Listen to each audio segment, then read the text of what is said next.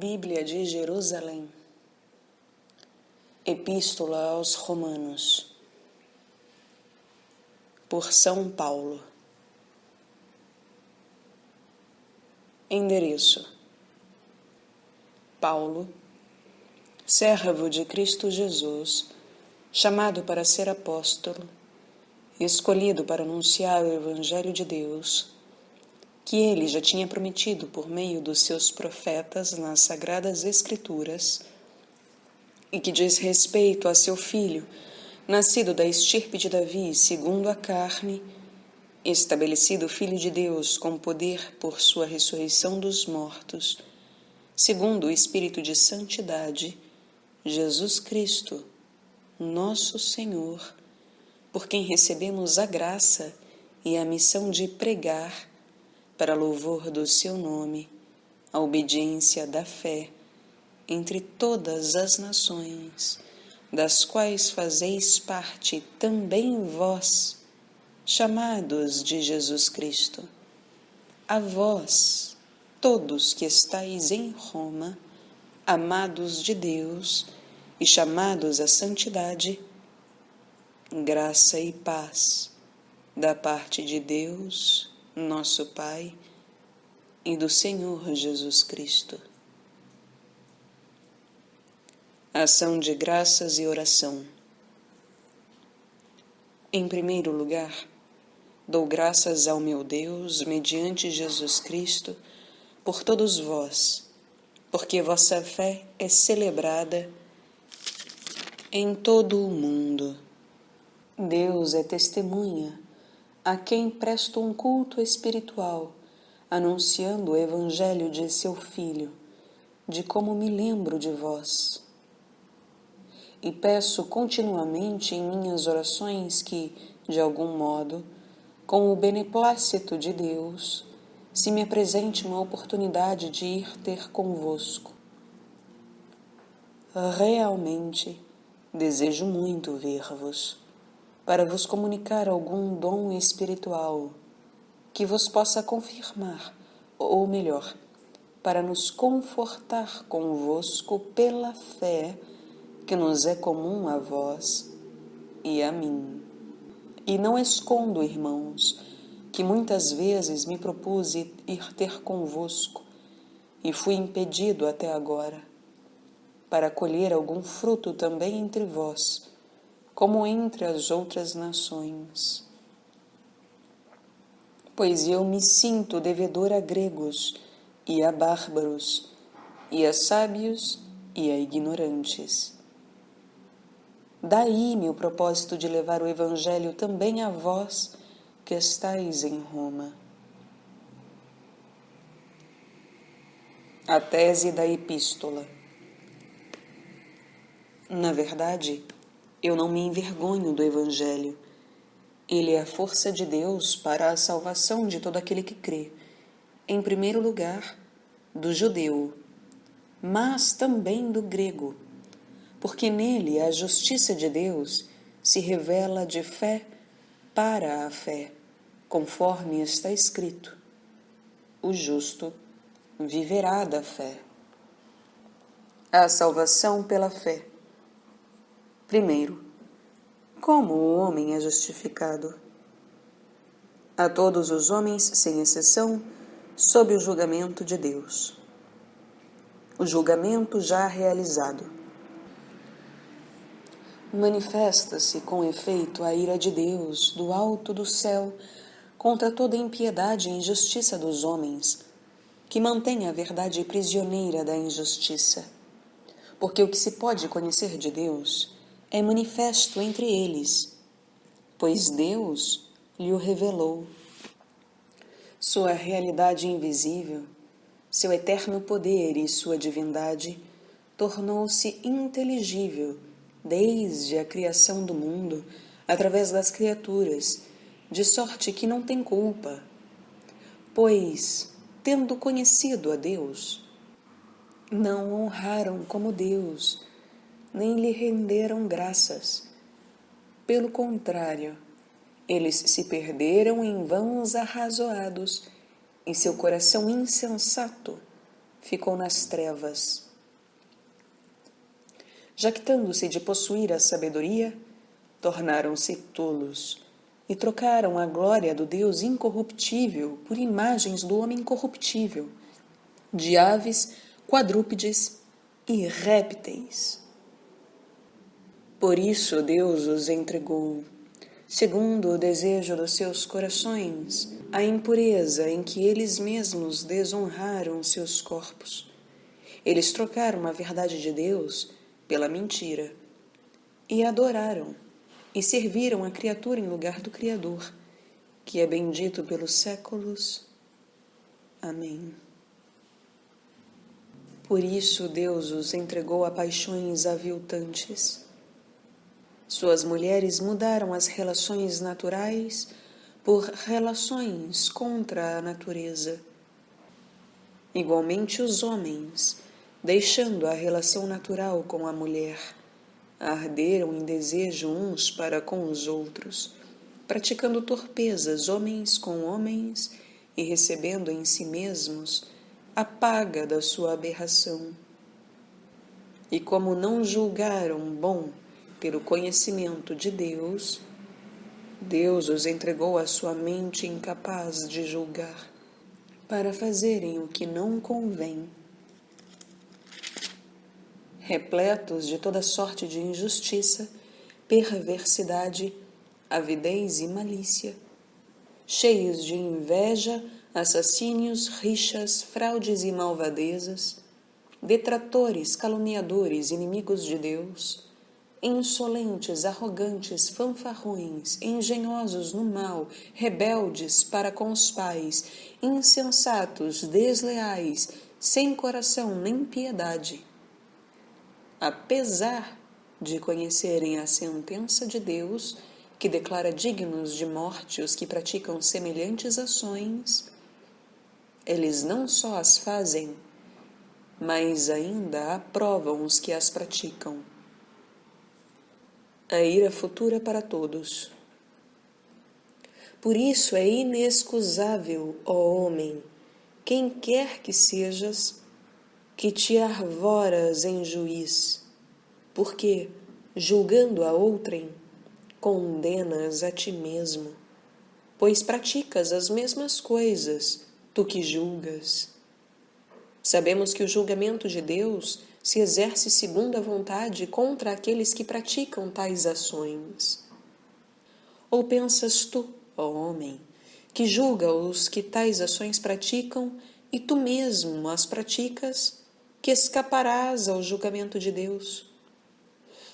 Ou desprezas a riqueza da sua bondade, paciência e longanimidade, desconhecendo que a benignidade de Deus te convida à conversão? Ora, com tua obstinação e com teu coração impenitente, acumulas contra ti um monte de ira. No dia da ira em que se revelará o justo julgamento de Deus, que retribuirá a cada um segundo suas obras. A vida eterna para aqueles que pela constância no bem visam a glória, a honra e a incorruptibilidade, e a ira e a indignação para os egoístas, rebeldes à verdade e submissos à injustiça. Tribulação e angústia para toda pessoa que pratica o mal, para o judeu em primeiro lugar, mas também para o grego. Glória, honra e paz para todo aquele que pratica o bem, para o judeu em primeiro lugar e também para o grego. Porque Deus não faz acepção de pessoas. Portanto, todos aqueles que pecaram sem lei perecerão. E todos aqueles que pecaram com lei, pela lei serão julgados. Porque não são os que ouvem a lei que são justos perante Deus, mas os que cumprem a lei é que serão justificados. Quando então os pagãos, não tendo lei, fazem naturalmente o que é prescrito pela lei, eles, não tendo lei, para si mesmos são lei. Eles mostram a obra da lei gravada em seus corações, tendo disto testemunho sua consciência e seus pensamentos, que alternadamente se acusam ou defendem. No dia em que Deus, segundo o meu Evangelho, julgará por Cristo Jesus as ações ocultas dos homens. Apóstrofe ao judeu não observante. Ora, se tu te denominas judeu e descansas na lei e te glorias em Deus, tu que conheces sua vontade e que, instruído pela lei, sabes discernir o que é melhor, que estás convencido de ser o guia dos cegos, a luz dos que andam nas trevas, educador dos ignorantes e mestre dos que não sabem, possuindo na lei a expressão da ciência e da verdade, ora tu, que ensinas aos outros, não ensinas a ti mesmo. Pregas que não se deve furtar, e furtas. Proíbes o adultério e cometes adultério. Abominas os ídolos e despojas seus templos. Tu, que te glorias na lei, desonras a Deus pela transgressão da lei, pois como está escrito, por vossa causa o nome de Deus é blasfemado entre os pagãos. Certamente a circuncisão é útil se observas a lei, mas se és transgressor da lei, tua circuncisão torna-se incircuncisão. Se, portanto, o incircunciso guardar os preceitos da lei, porventura sua incircuncisão não será considerada circuncisão? E o fisicamente incircunciso, cumpridor da lei, julgará a ti que, apesar da letra e da circuncisão, és transgressor da lei. Pois o verdadeiro judeu não é aquele que como tal aparece externamente, nem é verdadeira circuncisão a que é visível na carne, mas é judeu aquele que o é no interior, e a verdadeira circuncisão é a do coração, segundo o Espírito, e não segundo a letra. Aí está quem recebe louvor, não dos homens, mas de Deus. Deus não é mais justo? Que vantagem há então em ser judeu? E qual a utilidade da circuncisão? Muita, e de todos os pontos de vista. Em primeiro lugar, porque foi a eles que foram confiados os oráculos de Deus. E que acontece se alguns deles negarem a fé? A infidelidade deles não anulará a fidelidade de Deus? De modo algum. Confirma-se, pelo contrário, que Deus é veraz, enquanto todo homem é mentiroso, conforme a Escritura, para que sejas justificado nas tuas palavras e triunfes quando fores julgado. Mas então, se a nossa injustiça realça a justiça de Deus, que diremos? Não cometeria Deus uma injustiça desencadeando sobre nós sua ira? Falo como homem. De modo algum. Se assim fosse, como poderia Deus julgar o mundo? Mas, se por minha mentira resplandece mais a verdade de Deus para o mundo, para a sua glória, por que devo eu ser ainda julgado pecador? E por que, como aliás alguns afirmam caluniosamente que nós ensinamos, não haveríamos nós de fazer o mal para que venha o bem. Desses tais, a condenação é justa. Todos são passíveis de julgamento. E daí? Levamos vantagem?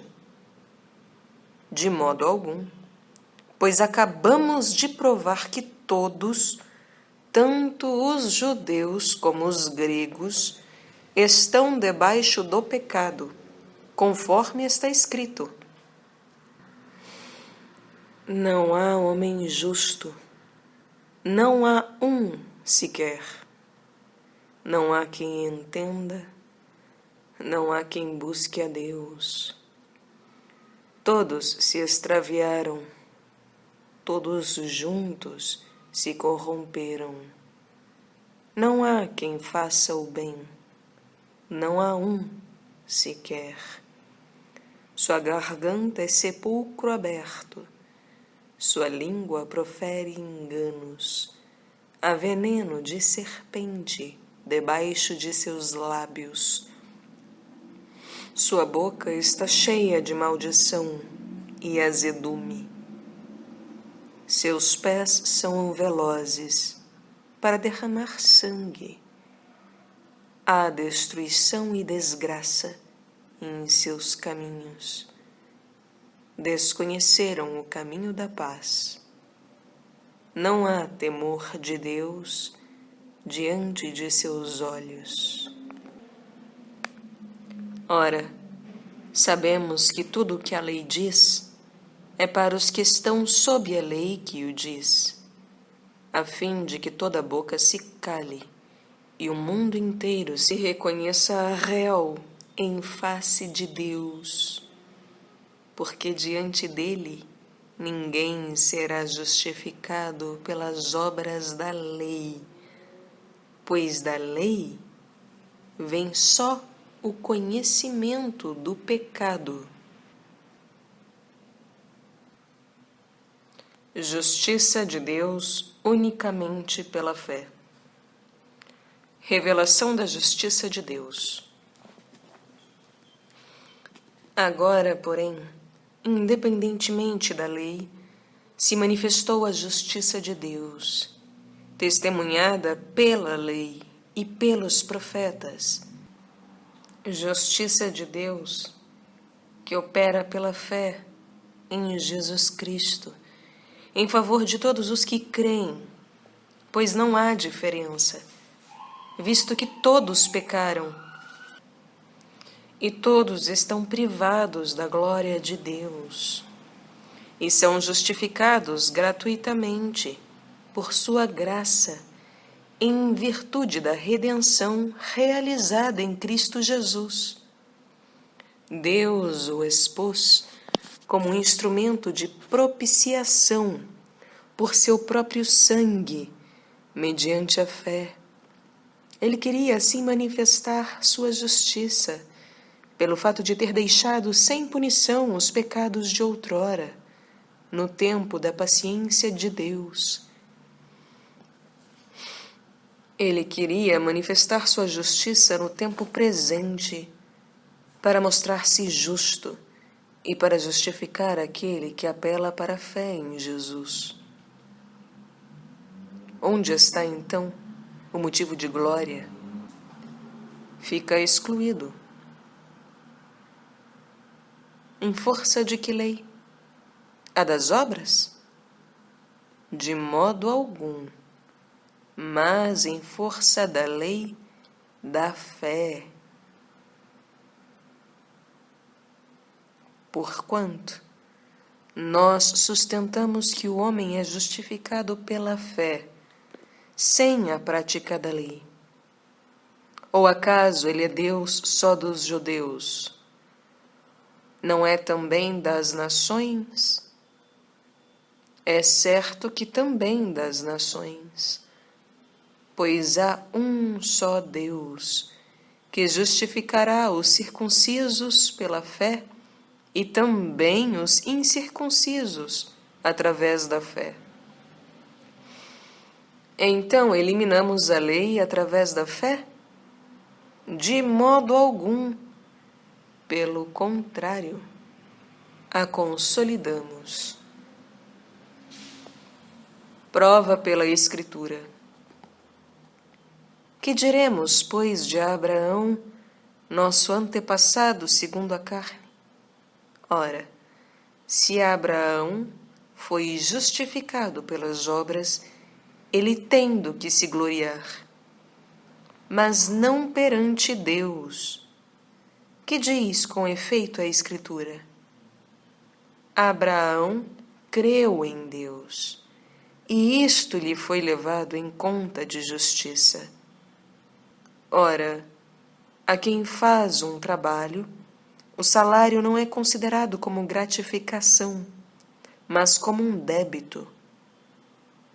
A quem, ao invés, não trabalha, mas crê naquele que justifica o ímpio, é sua fé que é levada em conta de justiça. Como, aliás, também Davi proclama a bem-aventurança do homem, a quem Deus credita a justiça, independentemente das obras. Bem-aventurados aqueles cujas ofensas foram perdoadas e cujos pecados foram cobertos. Bem-aventurado o homem a quem o Senhor não imputa nenhum pecado. Ora, esta bem-aventurança é somente para os circuncisos, ou também para os incircuncisos? Dizemos com efeito que, para Abraão, a fé foi levada em conta de justiça. Mas como lhe foi levada em conta? Estando circuncidado ou quando ainda incircunciso? Não foi quando estava circuncidado, mas quando ainda era incircunciso, e recebeu o sinal da circuncisão como selo da justiça da fé que ele tinha quando incircunciso. Assim, ele se tornou pai de todos aqueles que creem, sem serem circuncidados, para que a eles também seja atribuída a justiça, e pai dos circuncisos, que não só receberam a circuncisão, mas também seguem a trilha da fé que teve Abraão, nosso pai, quando ainda incircunciso. De fato, não foi mediante a lei que se fez a promessa de Abraão ou a sua descendência de ser o herdeiro do mundo, mas por meio da justiça da fé, porque se os herdeiros fossem os da lei, a fé ficaria esvaziada e a promessa sem efeito. Mas o que a lei produz é a ira, ao passo que, onde não há lei, não há transgressão. Por conseguinte, a herança vem pela fé, para que seja gratuita e para que a promessa fique garantida a toda a descendência, não só a descendência segundo a lei, mas também a descendência segundo a fé de Abraão, que é o pai de todos nós, conforme está escrito: Eu te instituí pai de uma multidão de nações. Nosso Pai é em face de Deus em quem creu, o qual faz viver os mortos e chama à existência as coisas que não existem. Ele, esperando contra toda a esperança, creu e tornou-se assim pai de muitos povos, conforme lhe fora dito: tal será tua descendência. E foi sem vacilar na fé que considerou seu corpo já morto. Ele tinha cerca de 100 anos. E o seio de Sara também morto. Ante a promessa de Deus, ele não se deixou abalar pela desconfiança, mas se fortaleceu na fé, dando glória a Deus, convencido de que podia cumprir o que prometeu. Eis porque isto lhe foi levado em conta de justiça. não foi escrito só para ele, foi-lhe levado em conta, mas também para nós que cremos naquele que ressuscitou dos mortos, Jesus, nosso Senhor, o qual foi entregue pelas nossas faltas e ressuscitado para a nossa justificação. O homem justificado a caminho da salvação. A justificação, penhor de salvação. Tendo sido, pois, justificados pela fé, estamos em paz com Deus, por nosso Senhor Jesus Cristo, por quem tivemos acesso pela fé a esta graça, na qual estamos firmes e nos gloriamos na esperança da glória de Deus. E não é só, nós nos gloriamos também nas tribulações, sabendo que a tribulação produz a perseverança a virtude comprovada, a virtude comprovada, a esperança. E a esperança não decepciona, porque o amor de Deus foi derramado em nossos corações pelo Espírito Santo que nos foi dado. Foi, com efeito, quando ainda éramos fracos, que Cristo, no tempo marcado, morreu pelos ímpios. Dificilmente alguém dá a vida por um justo. Por um homem de bem, talvez haja alguém que se disponha a morrer. Mas Deus demonstra seu amor para conosco pelo fato de Cristo ter morrido por nós quando éramos ainda pecadores. Quanto mais então agora, justificados por seu sangue, seremos por ele salvos da ira. Pois se quando éramos inimigos, fomos reconciliados com Deus pela morte do seu Filho, muito mais agora, uma vez reconciliados, seremos salvos por sua vida. E não é só, mas nós nos gloriamos em Deus por nosso Senhor Jesus Cristo, por quem desde agora recebemos a reconciliação. Adão e Jesus Cristo. Eis porque, como por meio de um só homem, o pecado entrou no mundo, e pelo pecado, a morte. Assim a morte passou a todos os homens, porque todos pecaram. Pois até a lei havia pecado no mundo. O pecado, porém, não é levado em conta quando não existe lei. Todavia, a morte imperou desde Adão até Moisés, mesmo sobre aqueles que não pecaram de modo semelhante à transgressão de Adão, que é figura daquele que devia vir. Entretanto, não acontece com o dom o mesmo que com a falta. Se pela falta de um só a multidão morreu, com quanto maior profusão a graça de Deus e o dom gratuito de um só homem, Jesus Cristo, se derramaram sobre a multidão. Também não acontece com o dom, como aconteceu com o pecado de um só que pecou, porque o julgamento de um resultou em condenação, ao passo que a graça, a partir de numerosas faltas, resultou em justificação. Se, com efeito, pela falta de um só, a morte imperou através deste único homem, muito mais os que recebem a abundância da graça e do dom da justiça reinarão na vida por meio de um só, Jesus Cristo. Por conseguinte, assim como pela falta de um só resultou a condenação de todos os homens, do mesmo modo, da obra de justiça de um só, resultou para todos os homens justificação que traz a vida. De modo que, como pela desobediência de um só homem, todos se tornaram pecadores, assim, pela obediência de um só, todos se tornaram justos.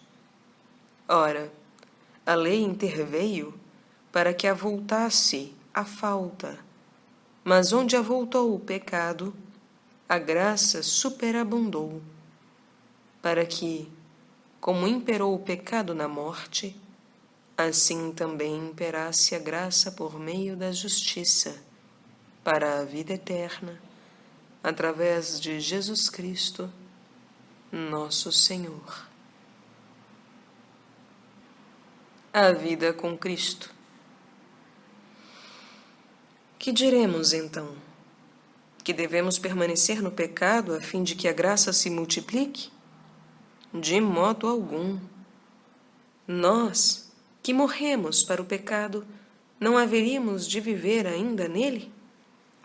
Ou não sabeis que todos os que fomos batizados em Cristo Jesus, é na sua morte que fomos batizados? Portanto, pelo batismo, nós fomos sepultados com ele na morte, para que, como Cristo foi ressuscitado dentre os mortos pela glória do Pai, assim também nós vivamos vida nova. Porque se nos tornamos uma coisa só com ele, por morte semelhante à sua, seremos uma coisa só com ele também por ressurreição semelhante à sua, sabendo que nosso velho homem foi crucificado com ele, para que fosse destruído este corpo de pecado, e assim não sirvamos mais ao pecado. Com efeito, quem morreu ficou livre do pecado.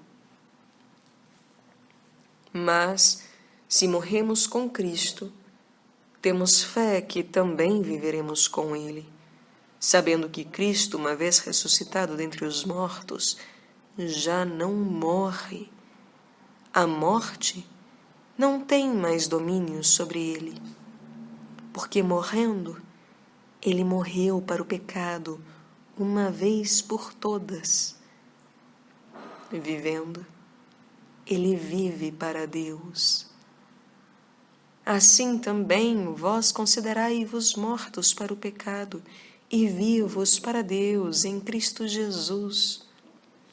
Portanto, que o pecado não impere mais em vosso corpo mortal, sujeitando-vos às suas paixões, nem entregueis vossos membros como armas de injustiça ao pecado. Pelo contrário, oferecei-vos a Deus como vivos, provindos dos mortos, e oferecei vossos membros como armas de justiça a serviço de Deus. E o pecado não vos dominará, porque não estáis debaixo da lei, mas sob a graça. O crente a serviço da justiça. E daí? Pecamos, porque não estamos mais debaixo da lei, mas sob a graça? De modo algum. Não sabeis que, oferecendo-vos a alguém como escravos para obedecer, vos tornais escravos daquele a quem obedeceis, seja do pecado que leva à morte, seja da obediência que conduz à justiça? Mas, graças a Deus, vós, outrora escravos do pecado, vos submetestes de coração à forma de doutrina a qual fostes entregues, e assim, livres do pecado, vos tornastes servos da justiça. Emprego uma linguagem humana em consideração de vossa fragilidade. Como outrora entregastes vossos membros à escravidão da impureza e da desordem, para viver desregradamente, assim entregai agora vossos membros a serviço da justiça, para a santificação. Quando éreis escravos do pecado, estáveis livres em relação à justiça. E que fruto colhestes então daquelas coisas de que agora vos envergonhais? Pois seu desfecho é a morte. Mas agora, libertos do pecado e postos a serviço de Deus, tendes vosso fruto para a santificação e, como desfecho, a vida eterna. Porque o salário do pecado é a morte, e a graça de Deus é a vida eterna em Cristo Jesus, nosso Senhor. Ou não sabeis, irmãos, falo a versados em lei, que a lei domina o homem só enquanto está vivo. Assim, a mulher casada está ligada por lei ao marido enquanto ele vive. Se o marido vier a falecer, ficará livre da lei do marido. Por isso, estando vivo o marido, ela será chamada adúltera se for viver com outro homem. Se, porém, o marido morrer, ficará livre da lei, de sorte que, passando a ser de outro homem, não será adúltera.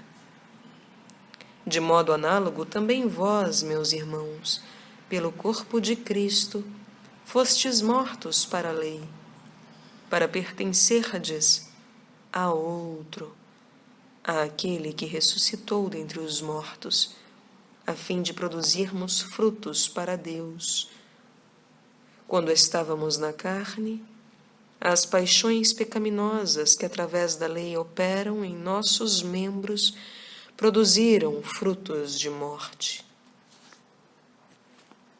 Agora, porém, estamos livres da lei, tendo morrido para o que nos mantinha cativos, e assim podermos servir em novidade de espírito, e não na caducidade da letra.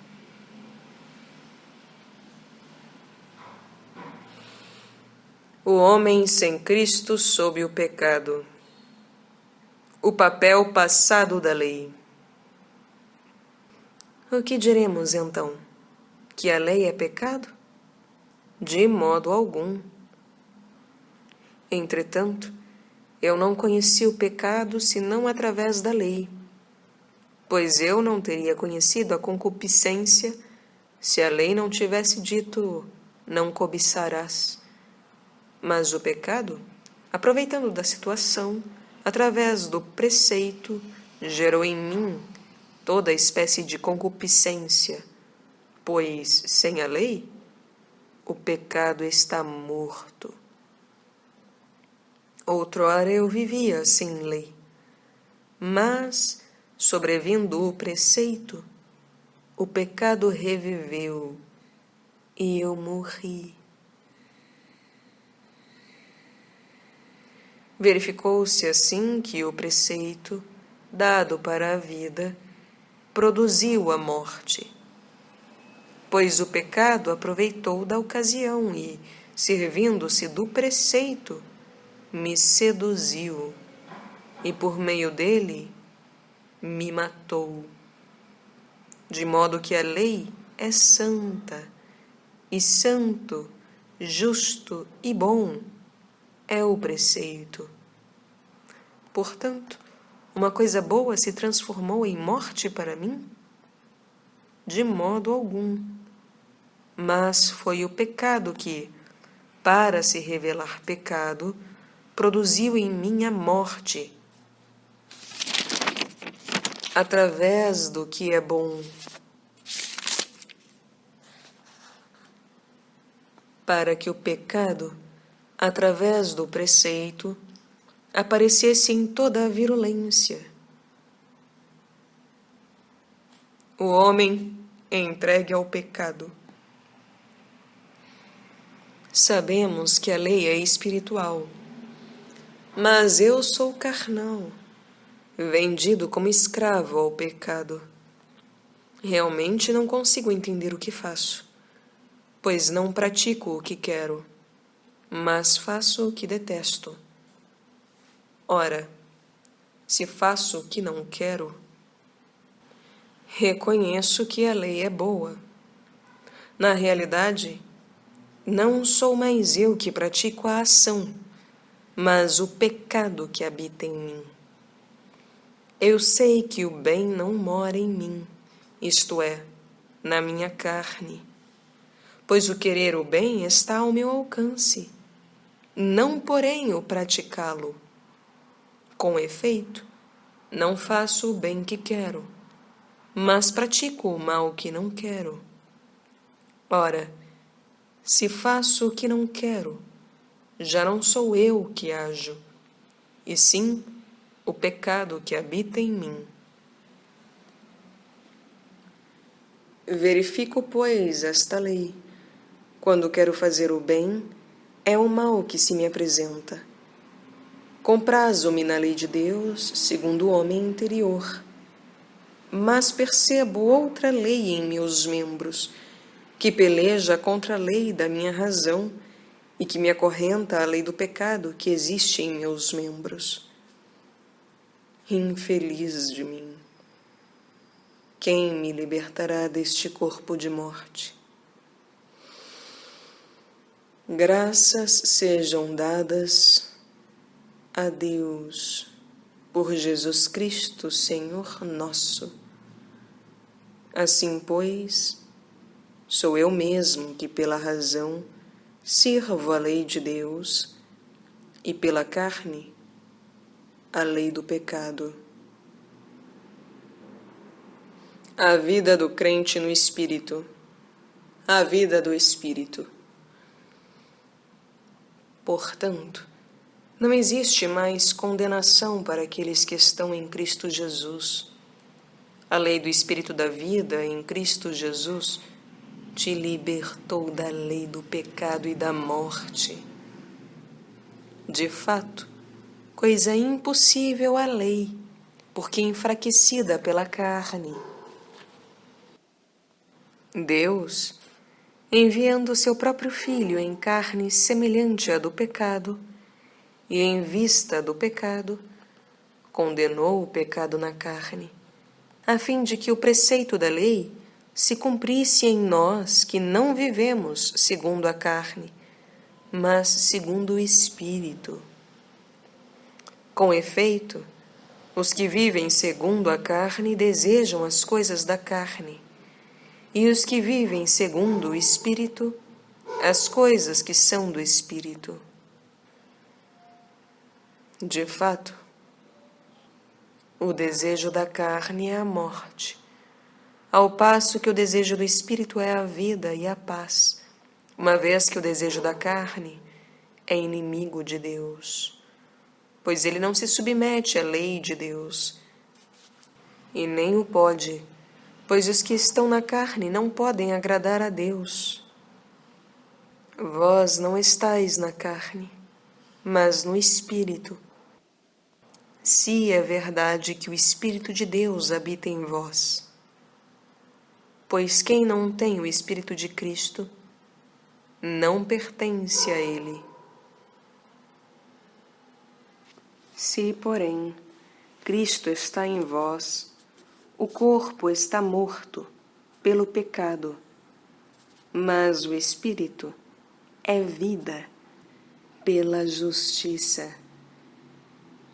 E se o Espírito daquele que ressuscitou Jesus dentre os mortos habita em vós, aquele que ressuscitou Cristo Jesus dentre os mortos dará vida também a vossos corpos mortais, mediante o seu Espírito, que habita em vós. Portanto, irmãos, somos devedores, não à carne, para vivermos segundo a carne. Pois se viverdes segundo a carne, morrereis. Mas se pelo Espírito fizerdes morrer as obras do corpo, vivereis. Filhos de Deus, graças ao Espírito. Todos os que são conduzidos pelo Espírito de Deus são filhos de Deus. Com efeito, não recebestes um espírito de escravo para recair no temor, mas recebestes um espírito de filhos adotivos, pelo qual clamamos: Abba, Pai! O próprio Espírito se une ao nosso espírito para testemunhar que somos filhos de Deus. E se somos filhos, somos também herdeiros, herdeiros de Deus e co-herdeiros de Cristo, pois sofremos com Ele, para também com Ele sermos glorificados. Destinados à glória. Penso com efeito que os sofrimentos do tempo presente não têm proporção com a glória que deverá revelar-se em nós, pois a criação em expectativa anseia pela revelação dos filhos de Deus. De fato, a criação foi submetida à vaidade, não por seu querer, mas por vontade daquele que a submeteu, na esperança de ela também ser libertada da escravidão da corrupção, para entrar na liberdade da glória dos filhos de Deus. Pois sabemos que a criação inteira geme e sofre as dores de parto até o presente, e não somente ela, mas também nós, que temos as primícias do Espírito, gememos interiormente suspirando pela redenção do nosso corpo. Pois nossa salvação é objeto de esperança, e ver o que se espera não é esperar. Acaso alguém espera o que vê? E se esperamos o que não vemos, é na perseverança que o aguardamos. Assim também o Espírito socorre a nossa fraqueza, pois não sabemos o que pedir como convém. Mas o próprio Espírito intercede por nós com gemidos inefáveis, e aquele que perscruta os corações sabe qual o desejo do Espírito, pois é segundo Deus que ele intercede pelos santos.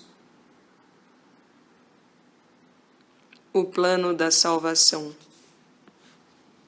E nós sabemos que Deus coopera em tudo para o bem daqueles que o amam, daqueles que são chamados segundo o seu desígnio. Porque os que de antemão ele conheceu, esses também predestinou a serem conformes à imagem do seu Filho, a fim de ser ele o primogênito entre muitos irmãos. E os que predestinou, também os chamou. E os que chamou, também os justificou. E os que justificou, também os glorificou. Hino ao amor de Deus.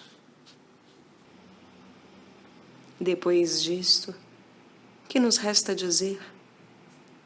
Se Deus está conosco, quem estará contra nós?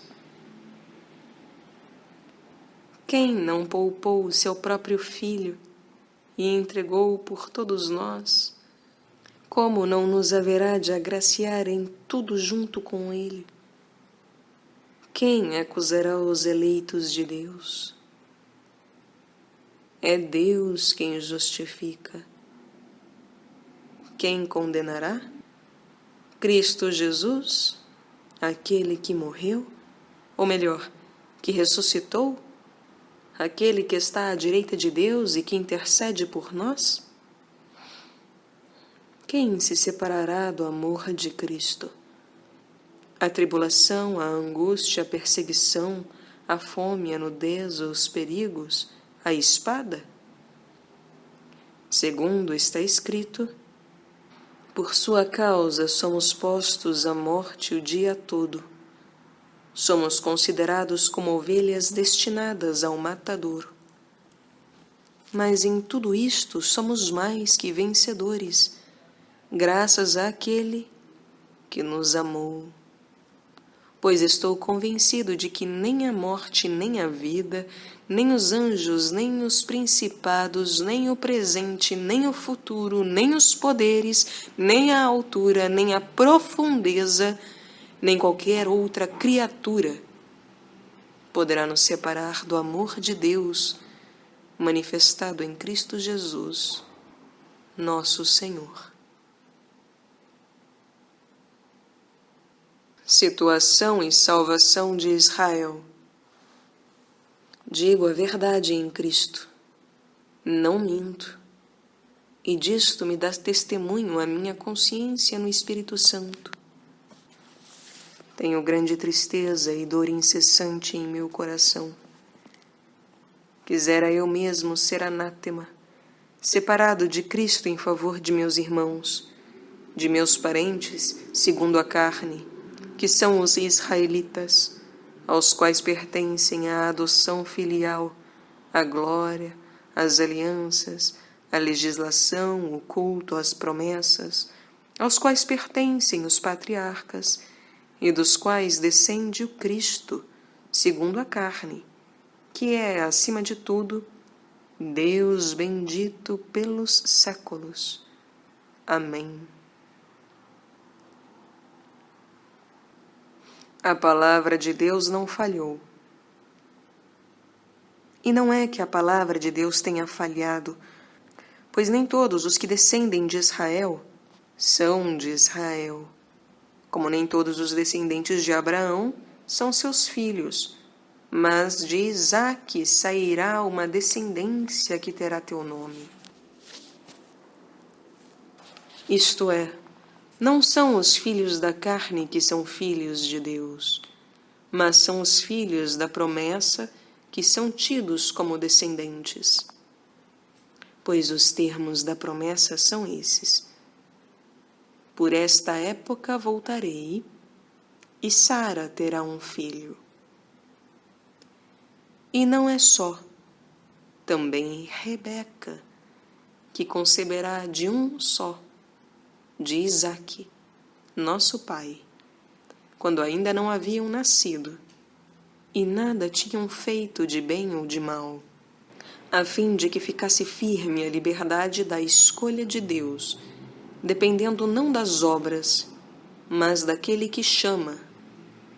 Foi-lhe dito: o maior servirá ao menor, conforme está escrito: amei a Jacó e aborreci Esaú. Deus não é injusto. Que diremos então? Que há injustiça por parte de Deus? De modo algum. Pois ele diz a Moisés: farei misericórdia a quem fizer misericórdia, e terei piedade de quem tiver piedade. Não depende, portanto, daquele que quer, nem daquele que corre, mas de Deus, que faz misericórdia. Com efeito, a Escritura diz ao Faraó: eu te suscitei precisamente para mostrar em ti o meu poder e para que meu nome seja celebrado em toda a terra. De modo que ele faz misericórdia a quem quer e endurece a quem quer. Dir-me-ás então, por que ele ainda se queixa? Quem, com efeito, poderá resistir à sua vontade? Mais exatamente, quem és tu, ó homem, para discutires com Deus? Acaso a obra dirá ao artífice: por que me fizeste assim? O oleiro não pode formar de sua massa? Seja um utensílio para uso nobre, seja outro para uso vil? Ora, se Deus, querendo manifestar sua ira e tornar conhecido seu poder, suportou com muita longanimidade os vasos de ira, prontos para a perdição, a fim de que fosse conhecida a riqueza da glória para com os vasos de misericórdia, preparados para a glória, isto é, para conosco, que ele chamou não só dentre os judeus, mas também dentre as nações. A misericórdia de Deus. Como também diz Oséias: chamarei meu povo àquele que não é meu povo, e amada àquela que não é amada. E acontecerá que no lugar onde lhes foi dito, vós não sois meu povo, lá serão chamados filhos do Deus vivo.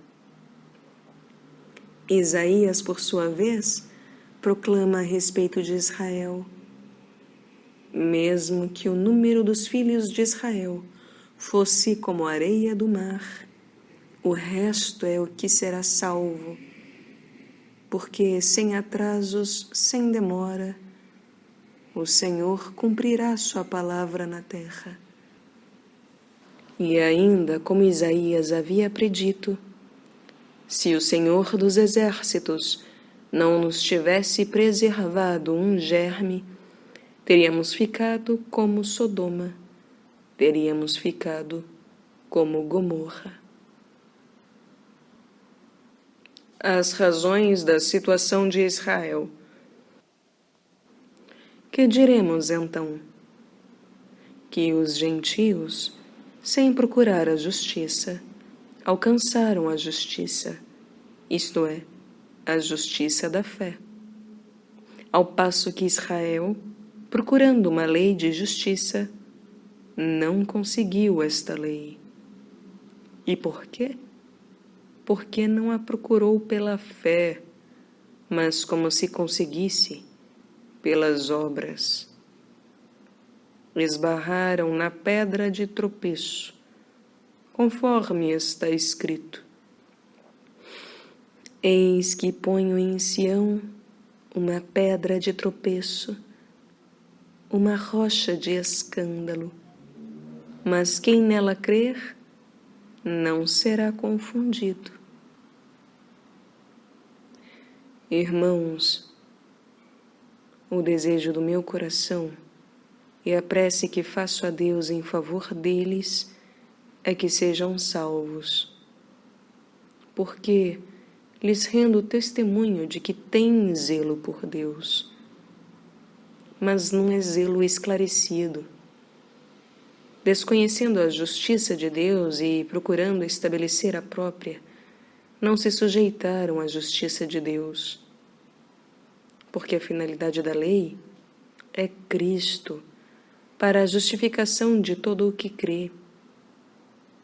Moisés, com efeito, escreveu a respeito da justiça que provém da lei.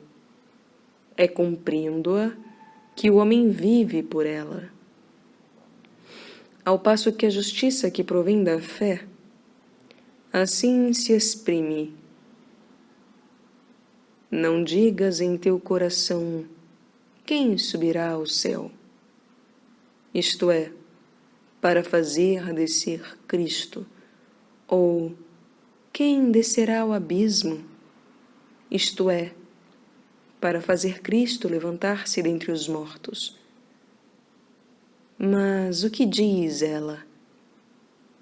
Ao teu alcance está a palavra, em tua boca e em teu coração, a saber, a palavra da fé que nós pregamos.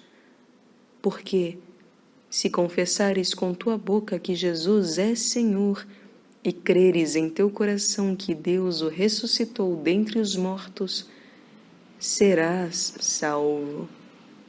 Pois quem crê de coração obtém a justiça, e quem confessa com a boca a salvação. Com efeito, a Escritura diz: quem nele crê não será confundido, de sorte que não há distinção entre judeu e grego, pois Ele é Senhor de todos, rico para todos os que o invocam, porque todo aquele que invocar o nome do Senhor será salvo.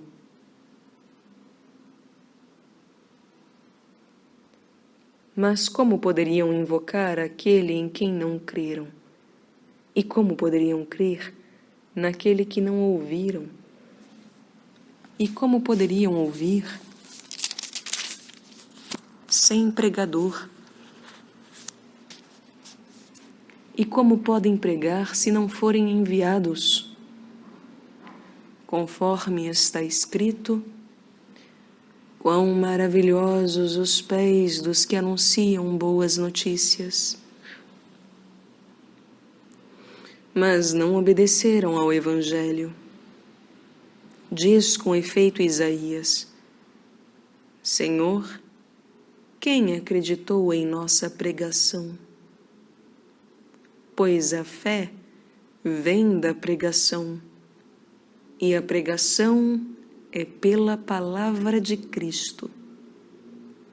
Ora, eu digo, será que eles não ouviram? Entretanto, pela terra inteira correu sua voz, até os confins do mundo as suas palavras.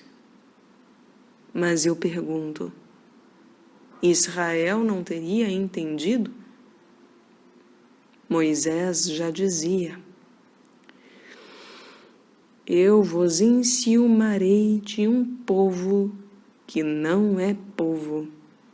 Contra um povo sem inteligência excitarei vossa ira. E Isaías ousa até dizer: fui encontrado por aqueles que não me procuram. Tornei-me visível aos que não perguntam por mim.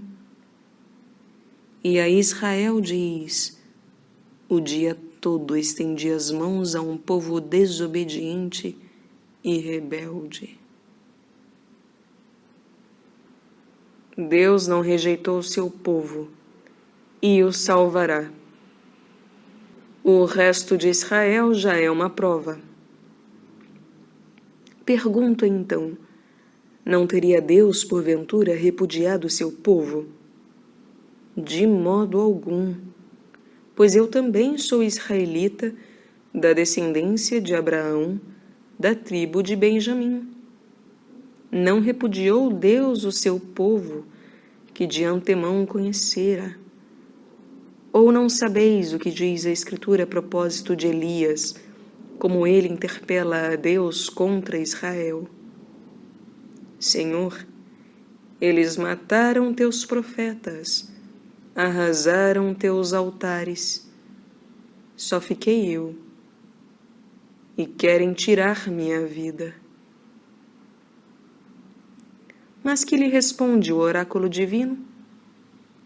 Reservei para mim 7.000 homens que não dobraram o joelho a Baal. Assim também no tempo atual constituiu-se um resto segundo a eleição da graça. E se é por graça, não é pelas obras. Do contrário, a graça não é mais graça. Que concluir? Aquilo a que tanto aspira, Israel não conseguiu. Conseguiram-no, porém, os escolhidos. E os demais ficaram endurecidos. Como está escrito: deu-lhes Deus um espírito de torpor, olhos para não verem, ouvidos para não ouvirem, até o dia de hoje. Diz também Davi que sua mesa se transforme em cilada, em armadilha, em motivo de tropeço e justa paga, que seus olhos fiquem escuros para não ver, e faze que eles tenham sempre seu dorso encurvado,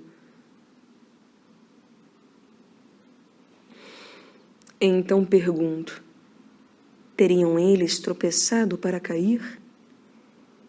De modo algum. Mas da sua queda resultou a salvação dos gentios, para lhes excitar o ciúme. E se a sua queda reverte em riqueza para o mundo, e o seu esvaziamento em riqueza para os gentios, quanto maior fruto não dará a sua totalidade? E a vós, nações, eu digo, enquanto apóstolo das nações, eu honro o meu ministério, na esperança de provocar o ciúme dos de meu sangue e de salvar alguns deles.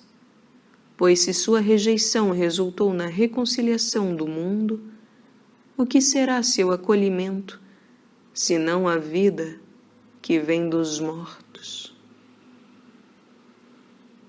A oliveira silvestre e a oliveira cultivada. E se as primícias são santas, a massa também o será. E se a raiz é santa, os ramos também o serão. E se alguns dos ramos foram cortados, e tu, oliveira silvestre, foste enxertada entre eles, para te beneficiares com eles da seiva da oliveira, não te vanglories contra os ramos.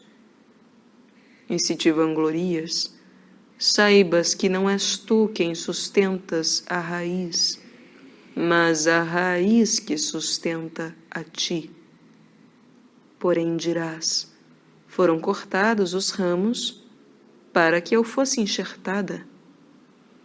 Muito bem, eles foram cortados pela incredulidade, e tu estás firme pela fé. Não te ensoberbeças, mas teme, porque se Deus não poupou os ramos naturais, nem a ti poupará. Vê então a bondade e a severidade de Deus. A severidade para com os que caíram, e a bondade de Deus para contigo, se perseverares na bondade. Do contrário, também tu serás cortada. E eles, se não permanecerem na incredulidade, serão enxertados, pois Deus é capaz de os enxertar novamente. Com efeito, se tu foste cortado da oliveira silvestre por natureza e, contra a natureza, foste enxertado na oliveira cultivada, com maior razão os ramos naturais serão enxertados na oliveira a que pertencem. A salvação de todo Israel. Não quero que ignores, irmãos, este mistério, para que não vos tenhais na conta de sábios. O endurecimento atingiu uma parte de Israel até que chegue à plenitude das nações. E assim, todo Israel será salvo, conforme está escrito. De Sião virá o libertador, e afastará as impiedades de Jacó, e esta será a minha aliança com eles, quando eu tirar seus pecados. Quanto ao Evangelho, eles são inimigos por vossa causa, mas quanto à eleição, eles são amados por causa de seus pais. Porque os dons e o chamado de Deus são sem arrependimento. Com efeito, como vós outrora fostes desobedientes a Deus e agora obtivestes misericórdia, graças à desobediência deles, assim também eles agora são desobedientes, graças à misericórdia exercida para convosco, a fim de que eles também obtenham misericórdia no tempo presente. Deus encerrou todos na desobediência para a todos fazer misericórdia. Conclusão ínica. Ó abismo da riqueza, da sabedoria e da ciência de Deus! Como são insondáveis seus juízos e impenetráveis seus caminhos! Quem, com efeito, conheceu o pensamento do Senhor? Ou quem se tornou seu conselheiro? Ou quem primeiro lhe fez o dom para receber em troca? Porque tudo é dele, por ele e para ele. A ele a glória pelos séculos. Amém. A resposta dos crentes. O culto espiritual. Exorto-vos, portanto, irmãos, pela misericórdia de Deus, a que ofereçais vossos corpos como sacrifício vivo, santo e agradável a Deus. Este é o vosso culto espiritual. E não vos conformeis com este mundo, mas transformai-vos, renovando a vossa mente, a fim de poderdes discernir qual é a vontade de Deus, o que é bom, agradável e perfeito. Humildade e caridade na comunidade. Em virtude da graça que me foi concedida, eu peço a todos e a cada um de vós que não tenha em si mesmo um conceito mais elevado do que convém, mas uma justa estima, ditada pela sabedoria, de acordo com a medida da fé que Deus dispensou a cada um. Pois assim como num só corpo temos muitos membros, e os membros não têm todos a mesma função, de modo análogo, nós somos muitos e formamos um só corpo em Cristo, sendo membros uns dos outros. Tendo, porém, dons diferentes, segundo a graça que nos foi dada, aquele que tem o dom da profecia, que o exerça segundo a proporção da vossa fé. Aquele que tem o dom do serviço, o exerça servindo. Quem o do ensino, ensinando. Quem o da exortação, exortando. Aquele que distribui seus bens, que o faça com simplicidade. Aquele que preside, com diligência. Aquele que exerce misericórdia, com alegria.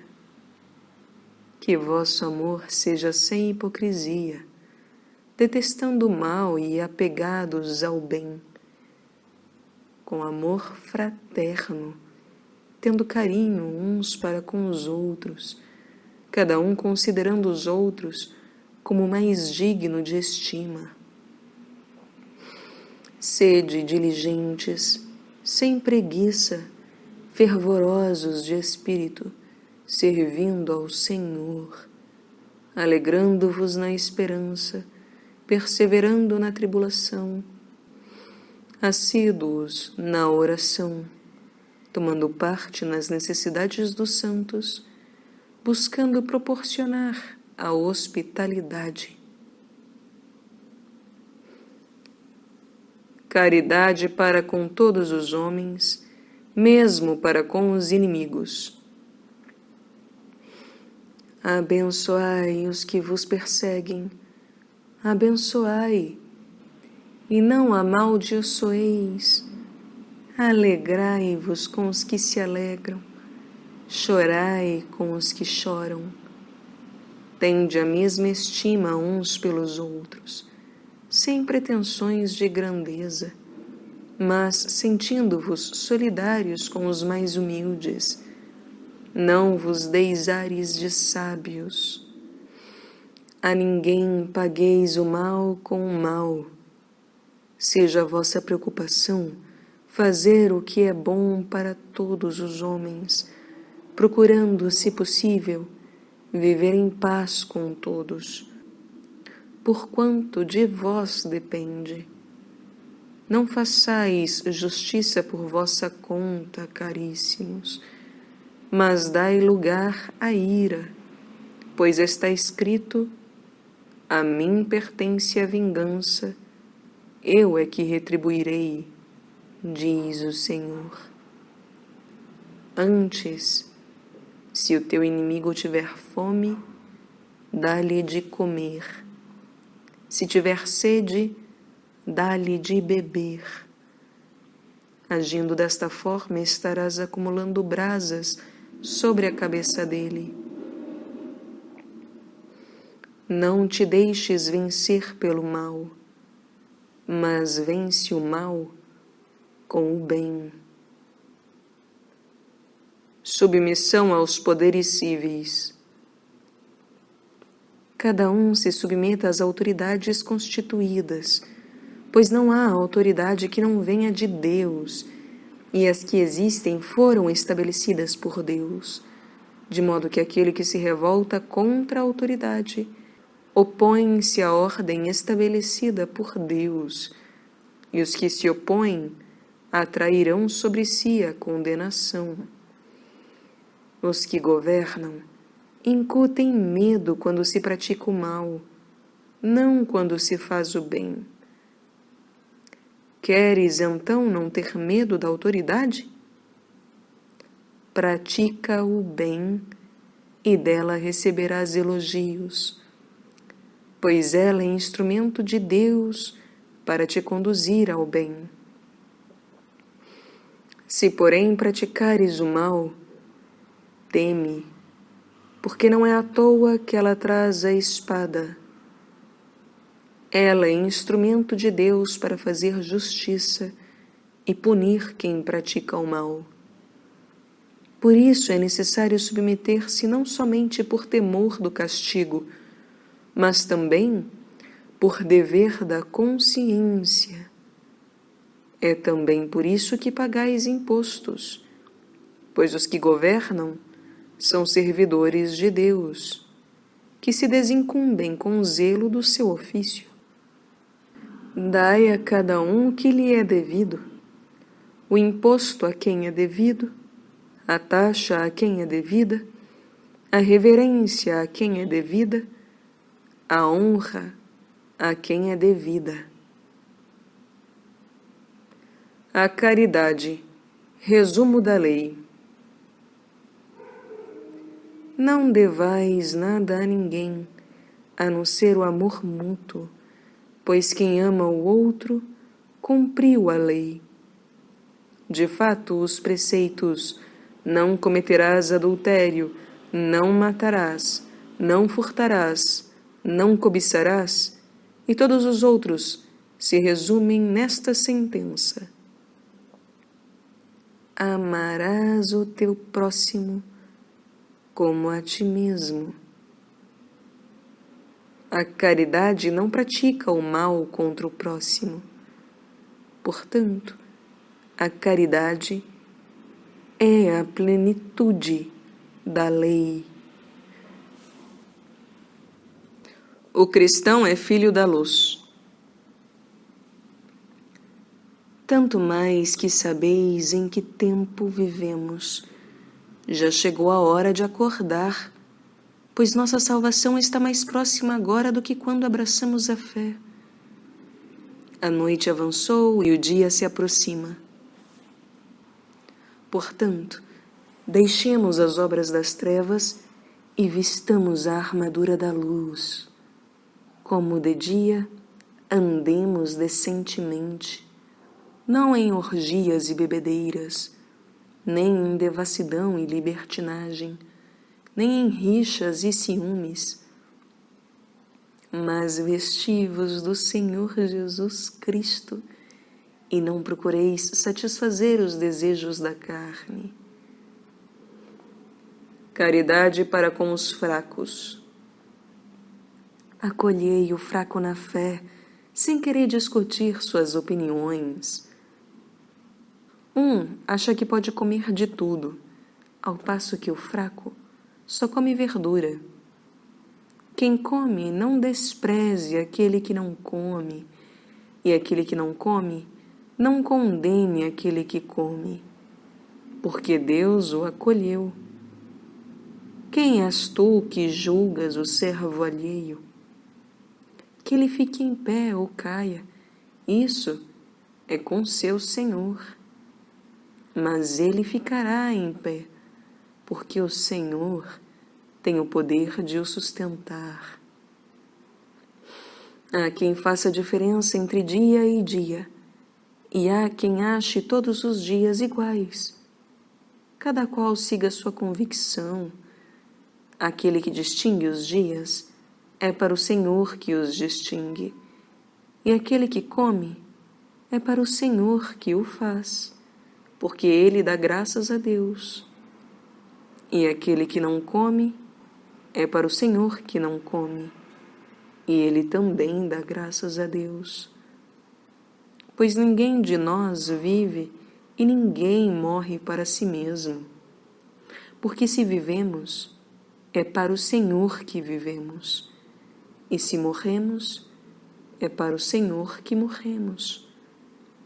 Portanto, quer vivamos, quer morramos, pertencemos ao Senhor. Com efeito, Cristo morreu e reviveu para ser o Senhor dos mortos e dos vivos. Por que julgas teu irmão? E tu, por que o desprezas? Pois todos nós comparecemos ao tribunal de Deus. Com efeito está escrito: por minha vida, diz o Senhor, todo joelho se dobrará diante de mim, e toda língua dará glória a Deus. Assim, cada um de nós prestará contas a Deus de si próprio. Deixemos, portanto, de nos julgar uns aos outros. Cuidai antes de não colocar tropeço ou escândalo diante de vosso irmão. Eu sei e estou convencido no Senhor Jesus que nada é impuro em si. Alguma coisa só é impura para quem a considera impura. Entretanto, se por causa de um alimento teu irmão fica contristado, já não procedes com amor. Não faças perecer por causa do teu alimento alguém pelo qual Cristo morreu. Que o vosso bem não se torne alvo de injúrias, porquanto o reino de Deus não consiste em comida e bebida, mas é justiça, paz e alegria no Espírito Santo. Quem desta maneira serve a Cristo, torna-se agradável a Deus e aprovado pelos homens. Procuremos, portanto, o que favorece a paz e a mútua edificação. Não destruas a obra de Deus por uma questão de comida. Tudo é puro, é verdade, mas faz mal o homem que se alimenta dando escândalo. É bom se abster de carne, de vinho e de tudo que seja causa de tropeço, de queda e de enfraquecimento para teu irmão. A fé esclarecida que tens, guarda-a para ti diante de Deus. Feliz aquele que não se condena na decisão que toma. Mas quem duvida e assim mesmo toma o alimento é condenado, porque não procede de boa fé. Pois tudo o que não procede da boa fé é pecado. Nós, os fortes, devemos carregar as fragilidades dos fracos e não buscar a nossa própria satisfação. Cada um de nós procure agradar ao próximo em vista do bem, para edificar, pois também Cristo não buscou sua própria satisfação, mas, conforme está escrito, os insultos dos que te injuriaram caíram sobre mim. Ora, tudo o que se escreveu no passado é para o nosso ensinamento que foi escrito, a fim de que, pela perseverança e pela consolação que nos proporcionam as Escrituras, tenhamos esperanças. O Deus da perseverança e da consolação vos conceda terdes os mesmos sentimentos um para com os outros, a exemplo de Cristo Jesus, a fim de que, de um só coração e de uma só voz, glorifiquei o Deus e Pai de nosso Senhor Jesus Cristo. Acolhei-vos, portanto, uns aos outros, como também Cristo vos acolheu para a glória de Deus. Pois eu vos asseguro que Cristo se fez ministro dos circuncisos para honrar a fidelidade de Deus, no cumprimento das promessas feitas aos patriarcas, ao passo que as nações glorificam a Deus, pondo em realce a sua misericórdia, segundo está escrito: pelo que eu te confessarei entre as nações e salmodiarei o teu nome. Diz ainda: nações, exultai junto com seu povo. E ainda: nações todas, louvai o Senhor, e que todos os povos o celebrem. Isaías, por sua vez, acrescenta: surgirá o rebento de Jessé, aquele que se levanta para reger as nações. Nele as nações depositarão a sua esperança. Que o Deus da esperança vos cumule de toda alegria e paz em vossa fé, a fim de que pela ação do Espírito Santo a vossa esperança transborde. Epílogo. O ministério de Paulo.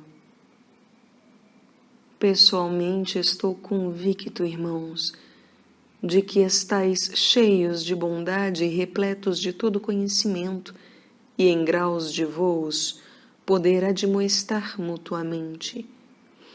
Contudo vos escrevi, e em parte com certa ousadia, mas no sentido de avivar a vossa memória, em virtude da graça que me foi concedida por Deus, de ser ministro de Cristo Jesus junto às nações, a serviço do Evangelho de Deus, a fim de que as nações se tornem oferta agradável, santificada pelo Espírito Santo. Tenho, portanto, de que me gloriar em Cristo Jesus, naquilo que se refere a Deus, pois não ousaria falar de coisas que Cristo não tivesse realizado por meio de mim para obter a obediência das nações, em palavras e ações, em força de sinais e prodígios, na força do Espírito de Deus. Como, desde Jerusalém e arredores até Ilíria, eu levei a termo o anúncio do Evangelho de Cristo, fazendo questão de anunciar o Evangelho onde o nome de Cristo ainda não era conhecido, para não construir sobre alicerces lançados por outros, mas conforme está escrito: Vê-lo-ão aqueles a quem não foi anunciado, e conhecê-lo-ão aqueles que dele não ouviram falar. Projetos de viagem. Foi justamente isto que sempre me impediu de chegar a vós. Agora, porém, não tendo mais campo para meu trabalho nestas regiões e desejando há muitos anos chegar a vós, irei quando for para a Espanha. Espero ver-vos na minha passagem e ser por vós encaminhado para lá, depois de ter saboreado um pouco a alegria de vossa presença. Mas agora vou a Jerusalém a serviço dos santos. A Macedônia e a Acaia houveram por bem participar de alguma forma das necessidades dos santos de Jerusalém que estão na pobreza. Houveram por bem, é verdade, mas eles lhes eram devedores, porque se as nações participaram de seus bens espirituais, devem, por sua vez, servi-los nas coisas temporais. Quando, pois, tiver resolvido este encargo e tiver entregue oficialmente o fruto da coleta, passarei por vós a caminho da Espanha. Tenho certeza de que, indo a vós, irei com a plenitude da bênção de Cristo. Contudo, peço-vos, irmãos, por nosso Senhor Jesus Cristo e pelo amor do Espírito, que luteis comigo nas orações que fazeis a Deus por mim, a fim de que possa escapar das mãos dos incrédulos da Judéia, e para que o meu serviço em favor de Jerusalém seja bem aceito pelos santos. Assim, se Deus quiser, poderei visitar-vos na alegria e repousar junto de vós.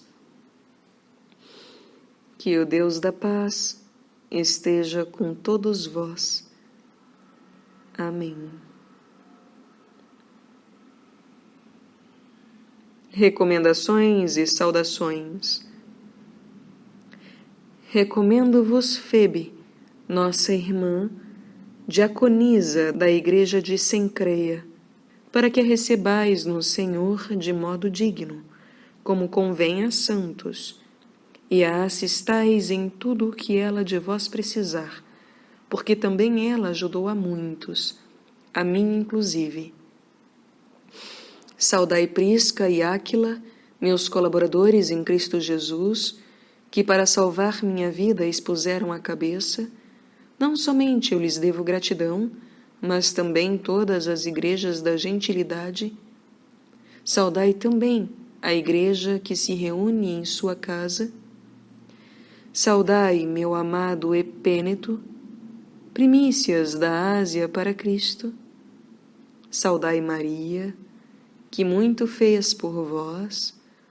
Saudai Andrônico e Júnia, meus parentes e companheiros de prisão, apóstolos exímios que me precederam na fé em Cristo. Saudai Ampliato, meu dileto amigo no Senhor. Saudai Urbano, nosso colaborador em Cristo, e meu amado Estaques. Saudai Apeles, homem provado em Cristo. Saudai os da casa de Aristóbulo. Saudai Herodião, meu parente. Saudai os da casa de Narciso no Senhor. Saudai Trifena e Trifosa, que se afadigaram no Senhor. Saudai a querida Pérside, que muito se afadigou no Senhor. Saudai Rufo, esse eleito do Senhor, e sua mãe, que é também minha. Saudai Asíncrito, Flegonte, Hermes, Pátrobas, Hermas e os irmãos que estão com eles. Saudai Filólogo e Júlia, Nereu e sua irmã, e Olimpas, e todos os santos que estão com eles. Saudai-vos uns aos outros com o ósculo santo. Todas as igrejas de Cristo vos saúdam. Advertência. Primeiro pós-escrito. Rogo-vos, entretanto, irmãos, que estejais alerta contra os provocadores de dissensões e escândalos contrários ao ensinamento que recebestes. Evitai-os, porque estes tais não servem a Cristo, nosso Senhor, mas ao próprio ventre, e com palavras melífluas e lisonjeiras seduzem os corações simples. Vossa obediência tornou-se conhecida de todos, e sois para mim motivo de alegria. Mas desejo que sejais sábios para o bem e sem malícia para o mal. Pois o Deus da paz não tardará em esmagar Satanás debaixo de vossos pés. Que a graça de nosso Senhor Jesus Cristo esteja convosco. Últimas saudações, segundo o pós-escrito. Saúda-vos Timóteo, meu colaborador, e também Lúcio, Jasão, Sosípatro, meus parentes. Eu, Tércio, que escrevi esta carta, saúdo-vos no Senhor. Saúda-vos Gaio, que hospeda a mim e a toda a igreja. Saúda-vos Erasto, administrador da cidade, e o irmão Quarto. Doxologia. Àqueles que têm o poder de vos confirmar, segundo o meu Evangelho, e a mensagem de Jesus Cristo, revelação de mistério, envolvido em silêncio desde os séculos eternos, agora, porém, manifestado, e pelos escritos proféticos, e por disposição do Deus eterno, dado a conhecer a todas as nações, para levá-las à obediência da fé, a Deus, o único sábio, por meio de Jesus Cristo, seja dada a glória pelos séculos dos séculos. Amém.